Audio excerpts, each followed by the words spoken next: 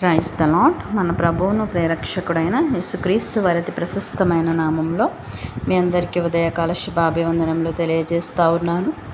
ఈ దినము కొరకు ఏర్పాటు చేయబడిన పాత నిబంధన పాఠ్యభాగము నిర్గమాకాండము 33వ అధ్యాయము 14వ వచనము. నా సన్నిధి నీకు తోడుగా వచ్చును. ఈ వాక్యమును మనము గమనించినట్లయితే దేవుని సన్నిధి కొరకు మోషే చేసిన ప్రార్థనకు జవాబుగా దేవుడు ఈ మాటను పలికినట్లుగా మనం చూస్తూ ఉన్నాము. నా ప్రియ సహోదరులారా, దేవుని సన్నిధినికి తోడుగా వస్తే నీకు విజయం కలుగుతుంది, నీకు విశ్రాంతి కలుగుతుంది, నీకు సమృద్ధి కలుగుతుంది, నీకు స్వస్థత కలుగుతుంది, సమస్తమును నీకు కలుగుతాయి. కనుక నీవు మోషే వలె నీవు కూడా దేవుని సన్నిధిని నీవు కోరుకుంటే, ఆయన సన్నిధికి నీవు ప్రథమ స్థానం ఇవ్వగలిగితే, ఆయన తన సన్నిధిని నీకు తోడుగా ఉంచి నీకు ముందుగా ఆయన నడుస్తానని, నిన్ను ముందుకు నడిపిస్తానని ఈ యొక్క వాక్యము ద్వారా మాట్లాడుతూ ఉన్నాడు. నా ప్రియ సహోదరులారా, దేవుని సన్నిధి నీకు తోడుగా రావాలంటే మొదటిగా నీవు ఆయన సన్నిధిలో నిలబడాలి. ఆయన సన్నిధిలో నిలబడుటే కాదు కానీ ఆయన సన్నిధానంలో నీవు నివసించగలిగితే ఆయన సన్నిధి నీకు తోడుగా ఉంటుందని ఈ యొక్క వాక్యము ద్వారా మాట్లాడుతూ ఉన్నాడు. రెండవదిగా మనం ఆలోచన చేసినట్లయితే ఆయన సన్నిధిలో నీవు రక్షణ పొందాలి.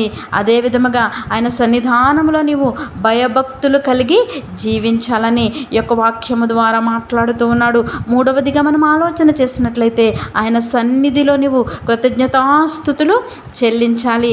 ఆయన సన్నిధానంలోనే నిత్య సుఖములు సంతోషములు కలవు గనుక ఆయన సన్నిధానంలో నీవు ఆనందముగా ఉండాలి అని దేవుని యొక్క వాక్యము ద్వారా మాట్లాడుతూ ఉన్నాడు. ఆయన సన్నిధానంలో నీవు నిలబడి నివసించగలిగితే, ఆయన సన్నిధానంలో నీవు రక్షణ పొంది భయభక్తితో నీవు జీవించగలిగితే ఆయన సన్నిధి నీకు తోడుగా ఉంటుందని ఈ యొక్క వాక్యము ద్వారా మాట్లాడుతూ ఉన్నాడు. నా ప్రియ సహోదరులారా, ఆయన సన్నిధానంలో నిత్యము సంతోషము సుఖములు ఉన్నవని నీవు గ్రహించి మోసేవలే నీవు కూడా దేవుని సన్నిధిని కోరుకుని ఆయన సన్నిధికి నీవు ప్రథమ స్థానం ఇవ్వగలిగితే, ఆయన తన సన్నిధిని నీకు తోడుగా ఉంచి నిన్ను ముందుకు నడిపిస్తానని, ఆయన నీకు తోడుగా ఉంటానని ఈ యొక్క వాక్యము ద్వారా మాట్లాడుతూ ఉన్నాడు. నా ప్రియ సహోదరులారా, దేవుని సన్నిధి మోషేకు ఏ విధముగా తోడుగా ఉందో నీకు కూడా ఆ విధముగా తోడుగా ఉండలాగున అట్టి కృప పరిశుద్ధాత్మ దేవుడు మనందరికీ అనుగ్రహించును గాక.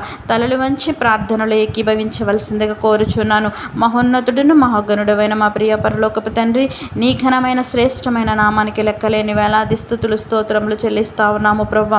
అయా ఈ దినాన్న తండ్రి, నా సన్నిధి నీకు తోడుగా వచ్చునుగా కానీ అయా నీ యొక్క వాక్యము ద్వారా మాతో మాట్లాడిన విధానానికి నీకు స్తోత్రములు చెల్లిస్తా ఉన్నాము ప్రభువా. నీ సన్నిధి మాకు తోడుగా ఉండేటటువంటి జీవితాన్ని మేము కలిగి జీవించడానికి, నీ సన్నిధిలో నిలబడి నివసించడానికి సహాయం దయచేయండి. నీ అందు భయభక్తులు కలిగి జీవించే కృపను మాకు అనుగ్రహించమని, చూపు వలన తలంపు వలన మాట వలన క్రియ వలన నీకు విరోధముగా పాపం చేయకుండానట్లు ఆ చూపులను తలంపులను క్రియలను నడకలను పడకలను పరిశుద్ధపరచమని, అయా ఈ దినమంతయుని కృపా కాపుదల మాకు అనుగ్రహించమని యేసయ్య అతి పరిశుద్ధ నామములో అడిగి వేడుకొనుచున్నాము తండ్రి.